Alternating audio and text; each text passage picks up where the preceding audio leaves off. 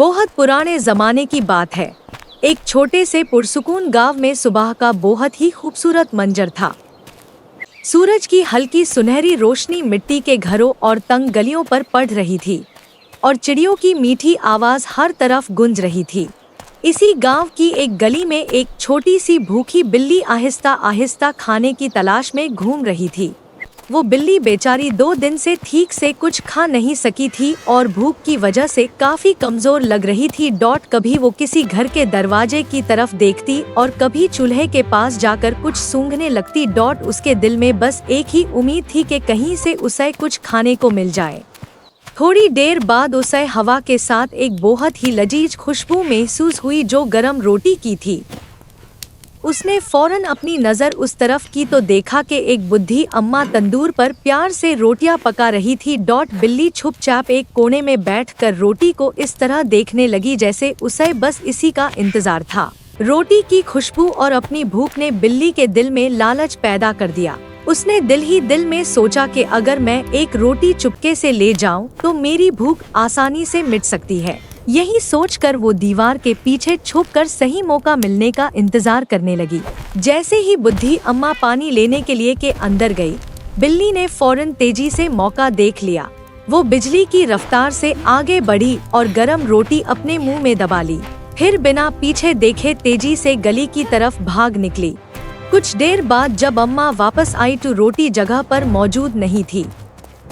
वो हैरानी से इधर उधर देखने लगी और फौरन समझ गई कि कोई बिल्ली रोटी ले गई है, मगर तब तक बिल्ली काफी दूर निकल चुकी थी। बिल्ली भागते भागते गांव के बाहर एक बड़े पुराने दरख्त के नीचे आकर रुक गई। उसने सोचा कि अब आराम से बैठकर मेज से रोटी खा लेती हूँ, लेकिन उसे जरा भी अंदाजा नहीं था कि कोई और भी उस रोटी पर नजर रखे बैठा है। उसी दरख्त की एक ऊंची शाख पर एक बहुत चालाक कौवा बैठा हुआ सब कुछ देख रहा था। उसकी नजर सीधा बिल्ली के मुंह में दबी हुई रोटी पर थी। उसने सोचा कि चालाकी से ये रोटी बिल्ली से हासिल की जा सकती है। कौवा ने प्यार भरी आवाज में बिल्ली की तारीफ करनी शुरू कर दी। उसने कहा, बिल्ली बहन, तुम तो बहुत खूबसूरत हो, तुम्हारी आवाज भी जरूर बहुत प्यारी होगी। ज़रा एक मर्तबा मियाओ करके मुझे अपनी आवाज सुना दो। बिल्ली तारीफ सुनकर बहुत खुश हो गई और उसे अपनी समझ पर बहुत फख्र महसूस हुआ।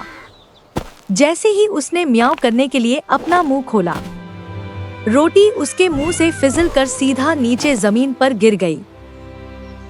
कौवा इसी मौका का इंतजार कर रहा था। वो फौरन तेजी से नीचे आया। उसने रोटी अपनी चोंच में उठाई और फौरन आसमां की तरफ उड़ गया। बिल्ली हैरानी और अफसोस के साथ उसे देखती रह गई। अब बिल्ली को अपनी गलती और लालच का बहुत गहरा पछतावा होने लगा। उसने सोचा, काश मैं चोरी ना करती और किसी की बातों में ना आती, तो आज मेरी रोटी मेरे पास होती और मैं भूखी ना रहती। इतने में वो ही बुढ़ी अम्मा वहां से गुजरती हुई दरख्त के पास आ पहुंची। उन्होंने बिल्ली को उदास और परेशान देखा तो सब कुछ फौरन समझ गई। उनके चेहरे पर गुस्से के बजाय प्यार और रहम नजर आ रहा था। अम्मा ने प्यार से अपने कपड़े में लिपटी एक नई गरम रोटी और बिल्ली के सामने रख दी। बिल्ली खुशी से उनके पास आकर चुपचाप बैठ गई और शुक्रिया भरी नजरों से उनको देखने लगी। ऐसा लग रहा था जैसे वो अपनी गलती पर माफी मांग रही हो। अम्मा ने नरमी से कहा, बेटा, चोरी और लालच हमेशा नुकसान देती है। जो चीज प्यार से मांग कर माइलास में बरकत और सुकून होता है। इसीलिए हमेशा ईमानदारी और सच्चाई का रास्ता अपनाना चाहिए।